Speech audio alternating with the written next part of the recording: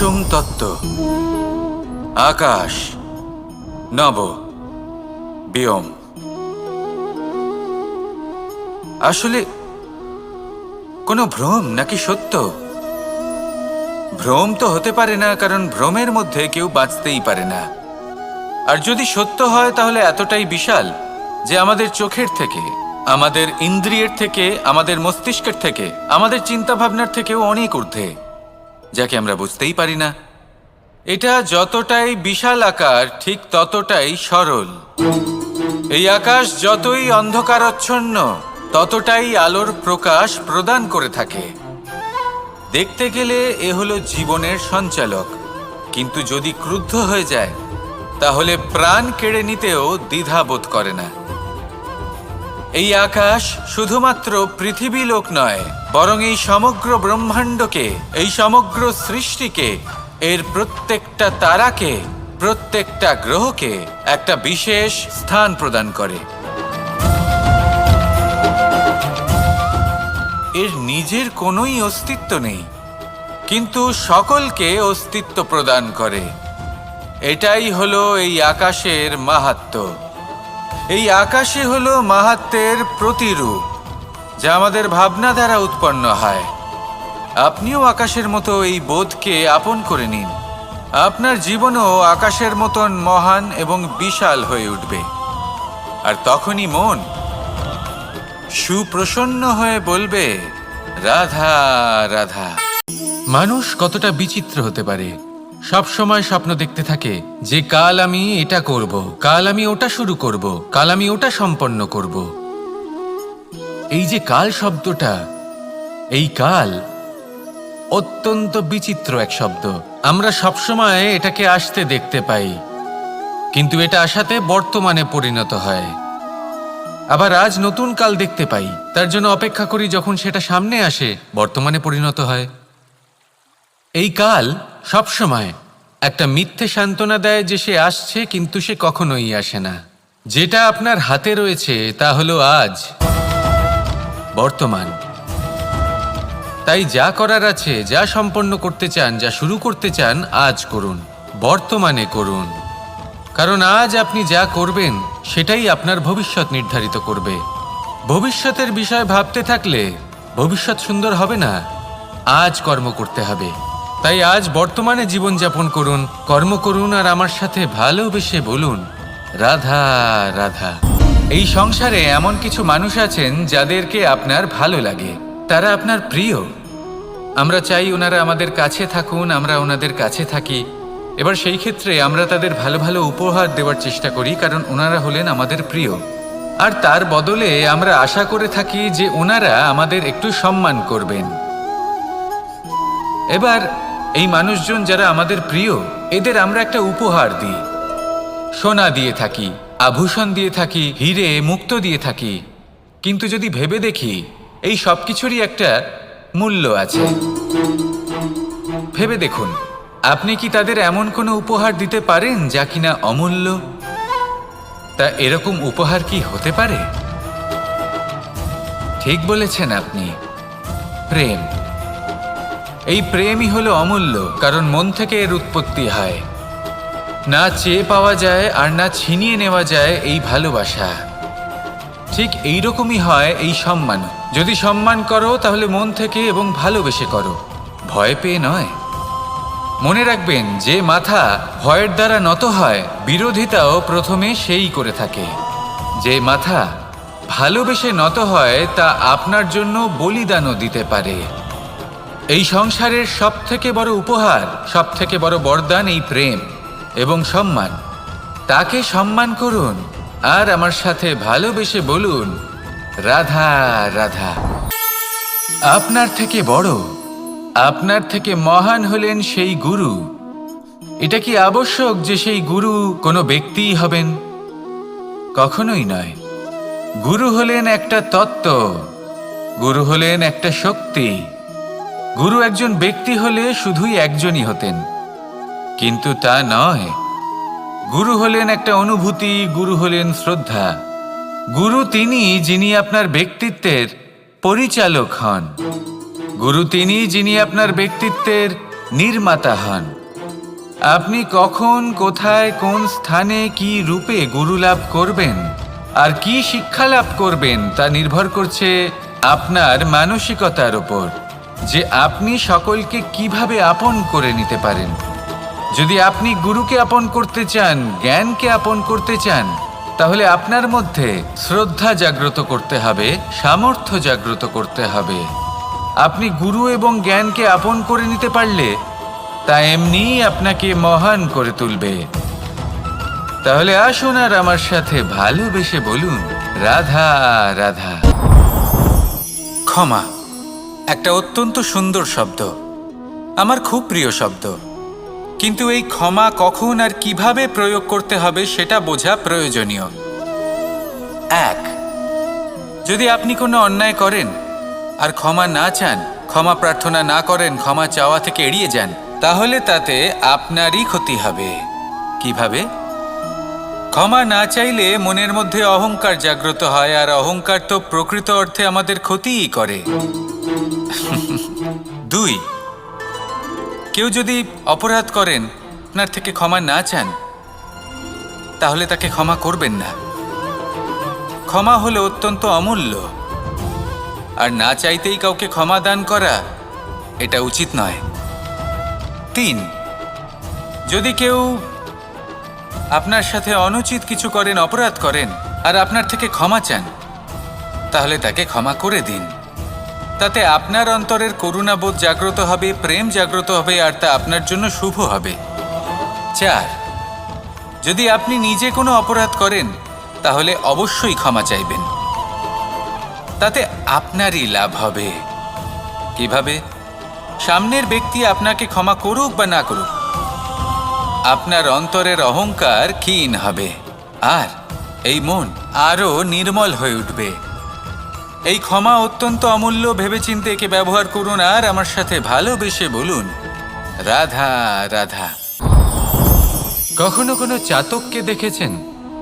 একটা চাতক বর্ষার জন্য অপেক্ষা করে, সেই বর্ষার জলে নিজের তৃষ্ণা নিবারণ করে, নয়তো সারা বছর তৃষ্ণার্ত থেকে যায়। ও আকাশের দিকে তাকিয়ে থাকে আর অপেক্ষা করে যে কবে বর্ষা হবে আর কবে আমি আমার তৃষ্ণা নিবারণ করব।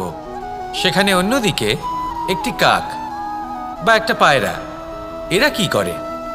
যেখানে জল পায় পান করে নেয়, যেখানে খাবার পায় খেয়ে নেয়, আত্মীয় স্বজন বন্ধুবান্ধব যাকেই পায় তার সাথে সময় কাটায়, খাবার খায় আর চলে যায়। এবার এদের মধ্যে মিল কোথায় আর পার্থক্য কোথায়? দুজনের কাছেই ডানা রয়েছে, দুজনেই উড়তে পারে। এই আকাশ হলো ওদের, খাবারের দানা ওদের। পার্থক্য হলো তাদের অভিলাষার, পার্থক্য হলো তাদের আকাঙ্ক্ষার, পার্থক্য জীবন যাপনের ধরনের। এবার যত বেশি আকাঙ্ক্ষা থাকবে, যত দামি জীবনযাপন করার ইচ্ছে থাকবে, তত বেশি কষ্ট আপনাকে সহ্য করতে হবে।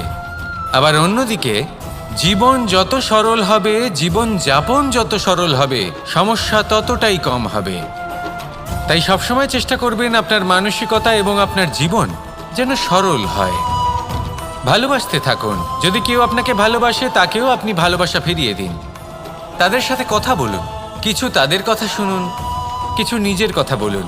দেখবেন সকল তাপ উত্তাপ দূর হয়ে গেছে। এটাই তো হলো জীবনের সারমর্ম। তাই প্রেমে থাকুন, ভালোবাসুন, আর ভালোবেসে আমার সাথে বলুন, রাধা রাধা। একবার একজন গুরু তার শিষ্যদের পরীক্ষা নিচ্ছিলেন। উনি ওনার প্রত্যেক শিষ্যকে একটি করে পাখি দিয়ে বললেন সেই পাখির বলি দিতে হবে, কিন্তু এমন এক স্থানে যেখানে কেউ তাদের দেখতে পাচ্ছে না। প্রত্যেক শিষ্য নিজের যাত্রা শুরু করল। কেউ ঘন বনে প্রবেশ করল, কেউ অন্ধকার গুহায় প্রবেশ করল, কেউ দূরে কোনো পর্বতের শিখরে পৌঁছে গেল। যে মুহূর্তে দেখল তাদের কেউ দেখতে পাচ্ছে না, তারা সেই বলি দিতে চেষ্টা করল। যেই বলি দিতে গেল, সেই পাখি আলোর কিরণে পরিবর্তিত হলো এবং লুপ্ত হয়ে গেল। একজন শিষ্য ছিল যে আবার গুরুর কাছে ফিরে এলো। সে বলল, ক্ষমা করবেন গুরুদেব, কিন্তু আমি এমন কোনো স্থান পেলাম না যেখানে কেউ আমাকে দেখতে পাচ্ছে না। অন্য কেউ না দেখতে পেলেও আমি নিজে দেখতে পাচ্ছিলাম, আমার অন্তর্মন দেখতে পাচ্ছিল। সেই শিষ্য বুঝতে পেরেছিল যে পরমাত্মার দৃষ্টি সবসময় তাকে দেখতে পাচ্ছে, আর ও কখনো অনুচিত কর্ম করতে পারবে না। আর শুধুমাত্র এই কারণে সেই শিষ্যই সেই পরীক্ষায় উত্তীর্ণ হলো। আসুন আর আমার সাথে ভালোবেসে বলুন, রাধা রাধা। আমরা সবাই ফল খাই, কিন্তু আমাদের সেই ফলই প্রিয় হয় যে পরিপক্ক হয়ে ওঠে, যেটা নম্র হয়, আর যে ফল অনেক বেশি মিষ্টি আর সুস্বাদু হয়ে থাকে, যাদের রঙে বাহার দেখা যায়। সেইভাবে জীবনে আমরা নানান মানুষের সাথে পরিচিত হই, কিন্তু সেই মানুষই আমাদের মন ছুঁয়ে যায় যারা বিনম্র স্বভাবের, যাদের বাণী খুব মধুর, যাদের অন্তরে আত্মবিশ্বাসের একটা তেজ, একটা রং দেখা যায়। এবার এমন ব্যক্তি আমরা কি করে হব? ঠিক সেইভাবেই যেমন একটা ফল রোদ, বর্ষা, শীত, বায়ু এই সকল সংকটময় পরিস্থিতির সম্মুখীন হয়ে পরিপক্ক হয়ে ওঠে, সেইভাবেই মানুষ সংকটময় পরিস্থিতির সম্মুখীন হয়ে পরিপক্ক হয়ে ওঠেন। যদি এই সংকটের সম্মুখীন হন তাহলে অভিজ্ঞ হবেন, আর এই অভিজ্ঞতাই শিক্ষা দিয়ে যাবে। এই অভিজ্ঞতা আমাদের শিখিয়ে দেয় যে আমাদের বিনম্র থাকতে হবে। অহংকার করে কোনো লাভ নেই। মধুর বাণীর যে কি মূল্য তা আমরা শিখতে পারি। এই অভিজ্ঞতাই আমাদের বুঝিয়ে দেয় যে উচিত অনুচিত কোনটা আমাদের দৃষ্টিভঙ্গি তৈরি করে, আর এই দৃষ্টিভঙ্গি দ্বারা আত্মবিশ্বাস জাগ্রত হয়। সেই জন্য জীবনে কখনো বিপদ থেকে দূরে পালাবেন না, সেগুলোর সম্মুখীন হন, অভিজ্ঞতা লাভ করুন, তার থেকে শিক্ষা লাভ করুন, এইভাবেই পরিপক্ক হবেন। আসুন আমার সাথে ভালোবেসে বলুন, রাধা রাধা।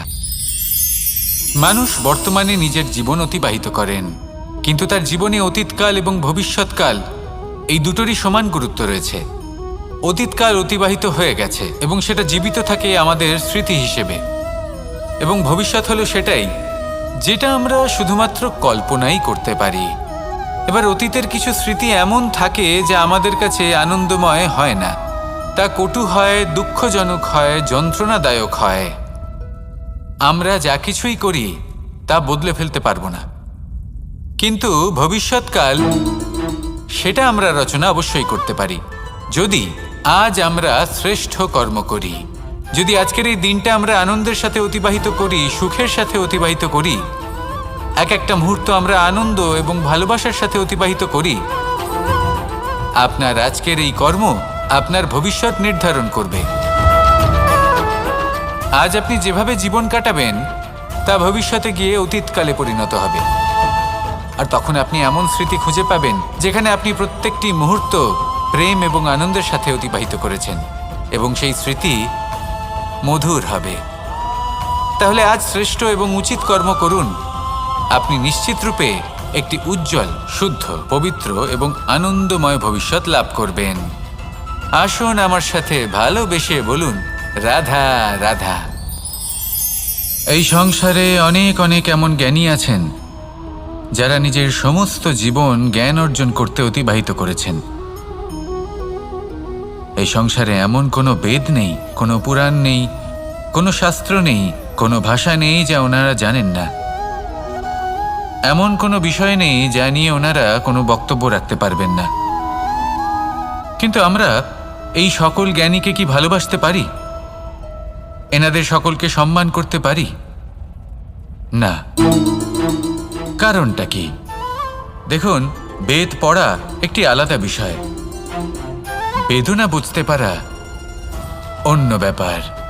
এবং বেদনা বোঝার জন্য, সেই জ্ঞান লাভ করার জন্য আপনাকে মন থেকে করুণা এবং প্রেমের সঠিক অর্থ বুঝতে হবে। সামনের ব্যক্তির বেদনা বুঝতে হবে, তার যন্ত্রণাকে বুঝতে হবে। তারপর যে জ্ঞান আপনি অর্জন করেছেন বেদ থেকে, পুরাণ থেকে, শাস্ত্র থেকে, তা প্রয়োগ করে তার বেদনার নিবারণ করা, সেটা বেশি গুরুত্বপূর্ণ। সেই জন্য জীবনে শুধুমাত্র শাস্ত্র এবং বেদ পড়ে জ্ঞান অর্জন করতে সময় নষ্ট করবেন না। মন থেকে প্রেমের কি অর্থ সেই বিষয়ে জ্ঞান লাভ করার চেষ্টা করুন, করুণাও বুঝতে চেষ্টা করুন।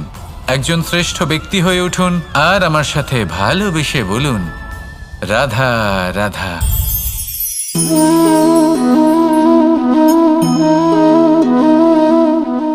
জল এই সংসারের সমস্ত প্রধান তত্ত্বের মধ্যে একটি। এই জল যে কোনো জ্বালা দূর করে, আগুনকে নিভিয়ে দেওয়ার ক্ষমতা রাখে, অবিরল অবিচলভাবে প্রবাহিত হতে পারে, একে কেউ বাধা দিতে পারে না। এর পথে বাধা সৃষ্টি করলে নিজের পথ নিজেই খুঁজে নেবে বা সে নিজেই নিজের পথ বানিয়ে নেবে, কিন্তু কখনো থামবে না। এই জল হলো মহান, আর এর একটা মহান গুণ আছে, এর নিজস্ব কোনো রং নেই। কিন্তু যখন মেঘ থেকে বৃষ্টিরূপে পৃথিবীতে ঝরে পড়ে, তখন সমস্ত সংসারকে রঙিন করে তোলে। যেখানে খরা হয়েছে সেখানে শ্যামল করে তোলে, যে স্থান শ্যামল সেখানে ভিন্ন ভিন্ন প্রকারের পুষ্প ফুটিয়ে তোলে। এই জলের মতন আমাদের হতে হবে। ওর যেমন কোনো রং নেই, আমাদেরও যেন কোনো অহংকার না থাকে। শুধু কর্মের এই ধারাতে বইতে থাকুন, এই সংসারের মঙ্গল করতে থাকুন, শ্রেষ্ঠ কর্ম করতে থাকুন। এই সংসারকে এটা বলার কোনো প্রয়োজন নেই যে আপনি কে। আপনি যদি কর্ম করতে থাকেন, তাহলে এই সংসার নিজে থেকেই আপনার মূল্য জানতে পারবে, আর তখন এই মন প্রসন্ন হয়ে বলবে, রাধা রাধা। বড়ই অদ্ভুত ব্যাপার। একটি পাথরের প্রতিমা যখন মন্দিরে স্থাপিত হয়, তখন তা আমাদের কাছে ভগবান সম হয়ে দাঁড়ায়। কিন্তু যখন একজন জীবিত মানুষ মন্দিরে গিয়ে থাকেন, তখন তার শরীর, মন, আত্মা সেই সব পাথর সম হয়ে দাঁড়ায়। কিন্তু এমনটা আমি ঠিক কেন বললাম ভেবে দেখুন। মানুষ এটা চান যে কোনো পরিস্থিতি, যে কোনো স্থানেই তার বিজয় হোক, কিন্তু এখানে এসে সে পরাজিত হয়। এরকম ঠিক কেন হয়? সমস্ত খেলা হলো ভাবনা চিন্তার, বিচারধারার, দৃষ্টিভঙ্গির, উত্তরদায়িত্বের খেলা।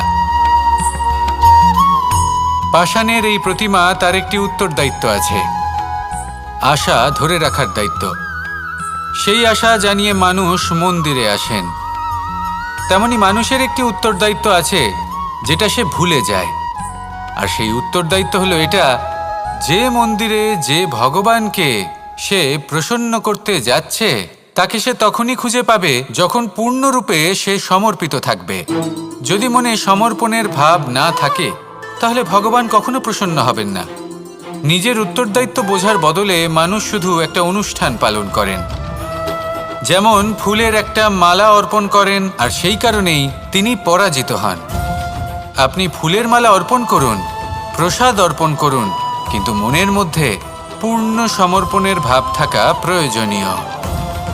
তবেই আপনি মন্দিরে গিয়েও প্রাণবন্ত হয়ে থাকতে পারবেন, তবেই ঈশ্বরকে প্রসন্ন করতে পারবেন। আসুন আমার সাথে ভালোবেসে বলুন, রাধা রাধা।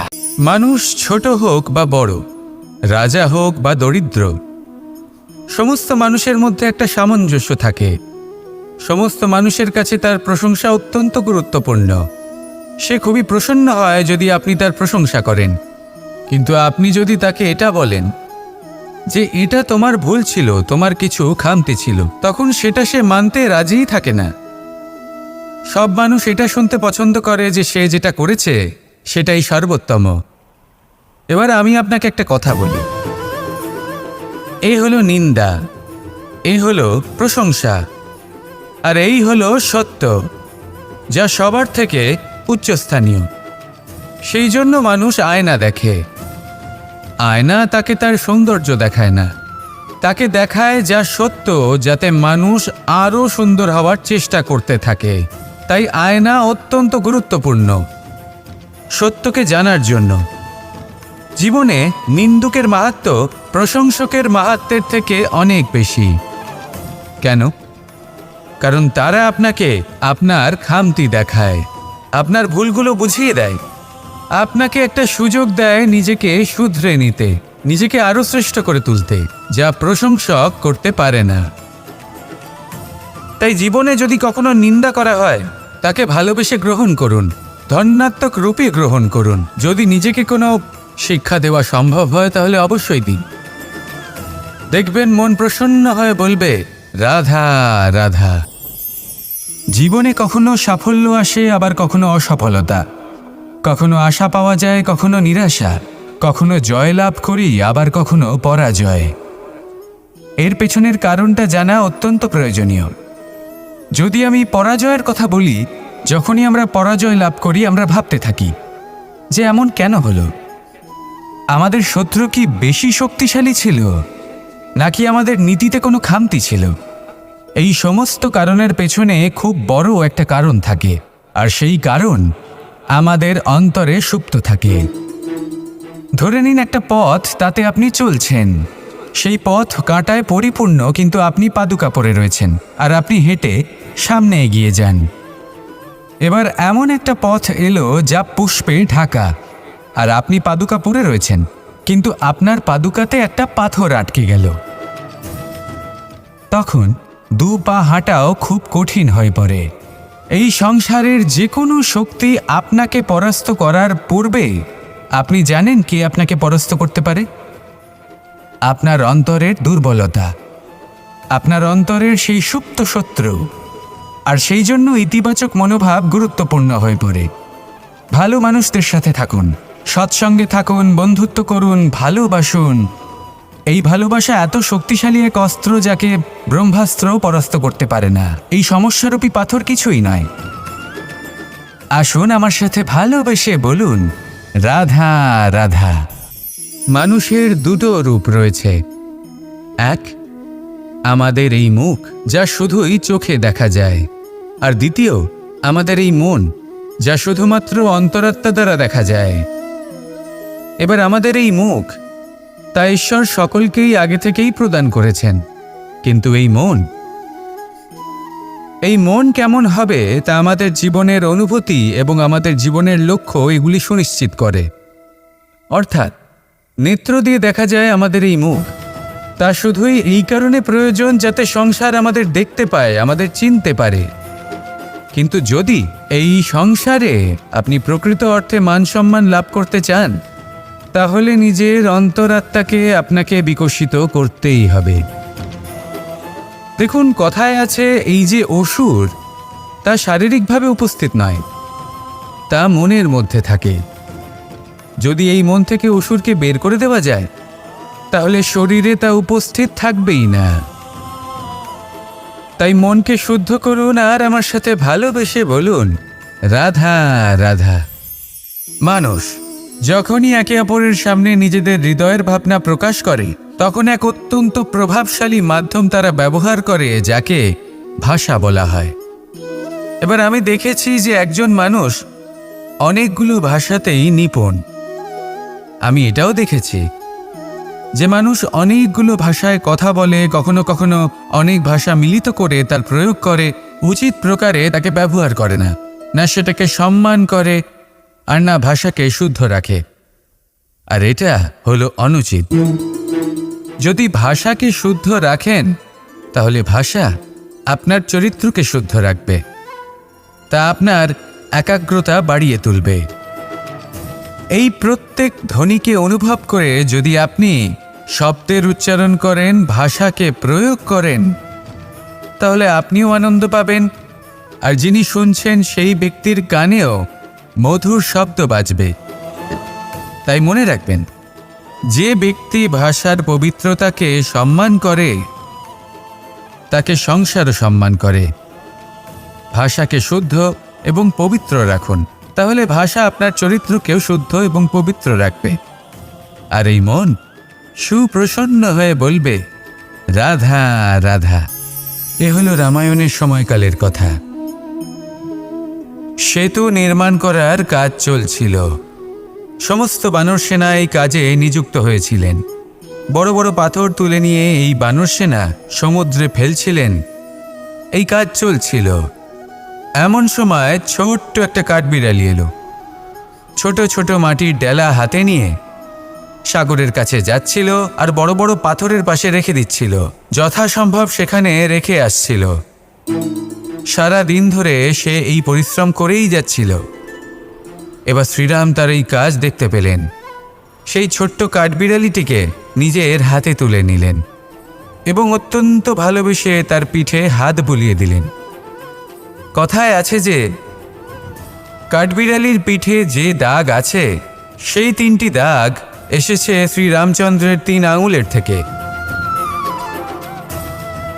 যে কাজ আপনি করছেন তাতে সমস্ত শক্তি প্রয়োগ করুন। যতটা আপনার সামর্থ্য রয়েছে, যতটা আপনার প্রতিভা রয়েছে, সম্পূর্ণভাবে উৎসর্গ করে দিন। ঠিক এমনভাবে কর্ম করুন। সেই কাঠবিড়ালি কিন্তু তাই করেছিল। সেই জন্য শ্রীরামের সাথে সেও সেই কাহিনীতে অমর হয়ে গেছিল।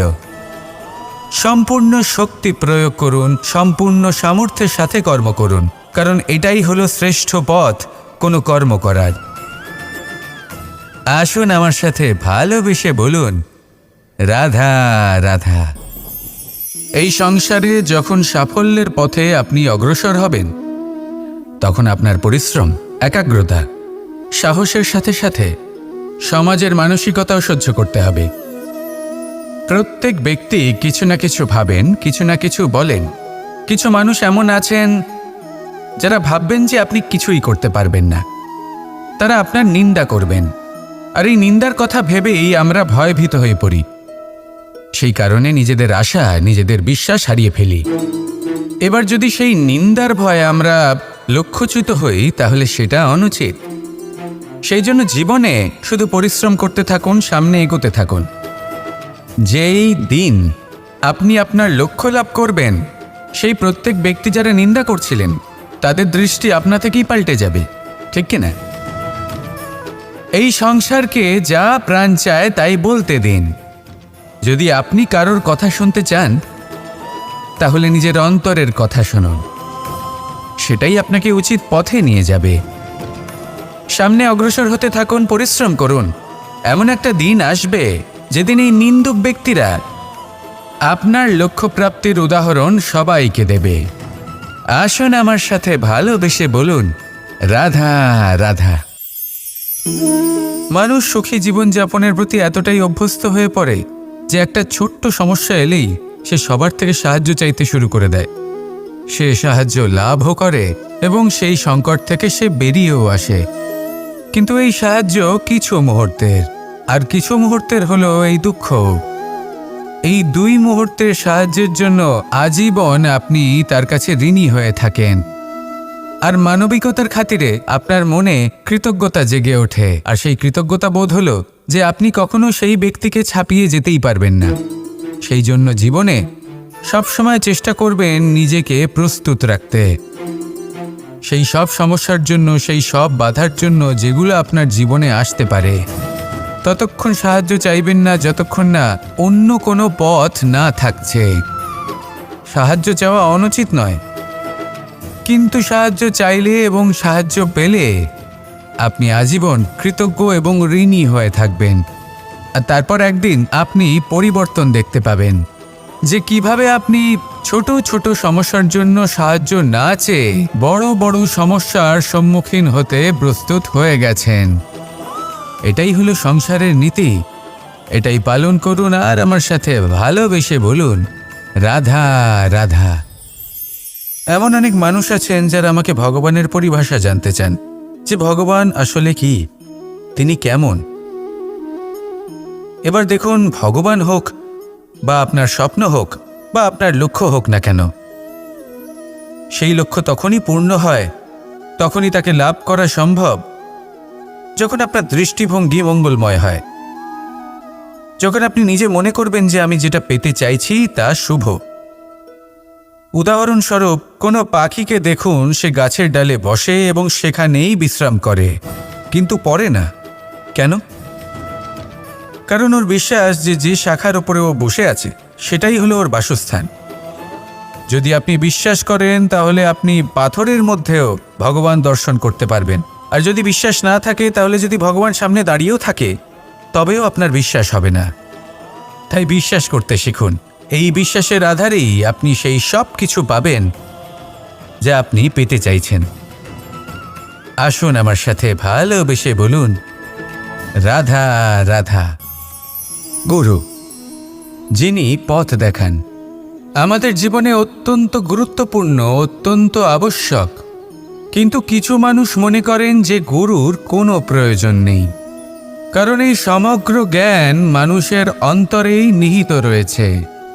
এবার প্রশ্ন এটাই, যদি সমস্ত জ্ঞান মানুষের অন্তরে নিহিত থাকে তাহলে গুরুর কি প্রয়োজন? আর যারা আজ পর্যন্ত গুরুকে মেনে এসেছেন তারা কি অনুচিত করেছেন? এর উত্তর আমি আপনাকে দেব একটা উদাহরণ দ্বারা। একটা কাঠ যা জ্বলনশীল, জ্বলনের ঊর্জা তার অন্তরে নিহিত রয়েছে, কিন্তু তার জ্বলনের জন্য বাইরে থেকে একটা অনুঘটকের প্রয়োজন হয়। এই অনুঘটকই হলেন আপনার গুরু। উত্তাপ যা একটা কাঠকে জ্বালাতে পারে, সেই উত্তাপ হলো গুরুর প্রচেষ্টা। যদি সেই গুরুই না থাকে, তার প্রচেষ্টাই না থাকে, তাহলে সেই সমস্ত জ্ঞান যা মানুষের অন্তরে নিহিত তা ব্যর্থ হয়ে যাবে। যদি আপনার সাথে আপনার গুরু থাকেন, আপনার পথ প্রদর্শন করেন, আপনার অন্তরের জ্ঞানকে বাইরে নিয়ে আসতে পারেন, তাহলে তাকে সম্মান করুন আর আমার সাথে ভালোবেসে বলুন, রাধা রাধা। असतो मा सद्गमय, तमसो मा ज्योतिर्गमय, মৃত্যুর্মা মৃতঙ্গময়। জ্ঞান সেটাই যা অসত্য থেকে সত্যের পথে চালিত করে। প্রকাশ সেটাই যা অন্ধকার থেকে আলোর পথে নিয়ে আসে। জীবন সেটাই যা মৃত্যু থেকে অমরত্বের পথে নিয়ে যায়। এবার এই তিনটে, জ্ঞান, জীবন এবং প্রকাশ, একই রকম। শূন্য থেকে এর উৎপত্তি হয় এবং আস্তে আস্তে আপনার জীবনে বিস্তার লাভ করে। এবার আমরা এটাই ভাবি যে কেমন করে এই তিনটিকে আগলে রাখা যায়। এর উত্তর হলো, এদের আগলে রাখার প্রয়োজনই নেই, ভাগ করে দিতে হবে। কোনো বৃক্ষকেই দেখে নিন, একটি বৃক্ষ অনেক বছর ধরে বেঁচে থাকে। কেন? কারণ সে ভাগ করে দিতে জানে।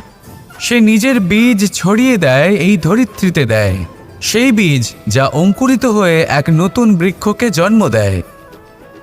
শুধু ছড়িয়ে দিয়ে একটি বৃক্ষ জীবন দান করতে পারে।